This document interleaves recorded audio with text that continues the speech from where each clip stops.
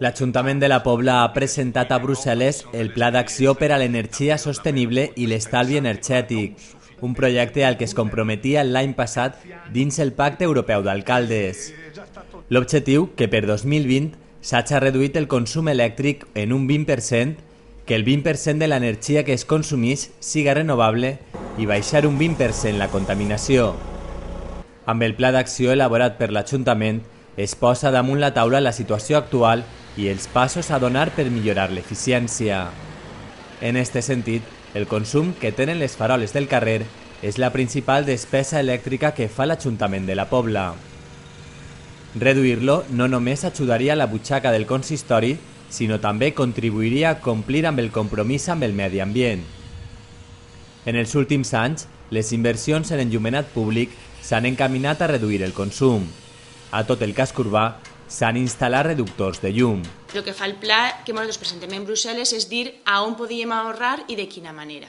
O sigui, totes les accions que estan arreplegades en aquest pla, l'Ajuntament, en certa manera, les té ja posades en marxa. O sigui, nosaltres tenim en aquests moments una il·luminària que és totalment compatible en el que és la reducció del consum energètic i, per tant, estem treballant en aquesta línia d'actuació. Ara estem en l'estudi de la implantació d'uns altres que se diuen halògenos metàl·licos i són els que s'ha col·locat, per exemple, en aquests moments en la bàscula de la Pobla, l'antiga bàscula, el que és la plaça Vicent Alba Puertes del nostre poble. Aquesta figura entremitja entre el que és el leig i el vapor de sodio està donant-nos per resultats molt bons també econòmicament i també de reducció de l'energia. El segon punt que centra el pla de l'energia és la producció d'energies renovables. En aquest sentit, els terrats dels edificis públics ocupen un espai clau. L'Ajuntament podria instal·lar plaques solars que produïren llum. Este sistema el tenen ja els sostres d'algunes naus industrials. Es lloga l'espai i es trau rendibilitat amb la venda de la llum.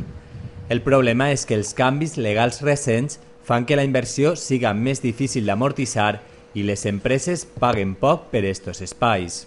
Han hagut moltes empreses que han passat per l'Ajuntament per a donar oferta en quant a la instal·lació de plaques fotovoltaiques, però en aquests moments l'Ajuntament encara no té ningú compromís en ninguna empresa ni s'ha adquirit ningú sistema de plantejament de les mateixes. Pensem que en aquest moment és un tema que està un poc parat per el tema de les tarifes per part de l'Estat i que n'hi ha que estudiar-ho amb molta calma. O sigui, la instal·lació de plaques fotovoltaiques en les cobertes dels edificis públics és prou important com per a que se faci un poc a la lleugera.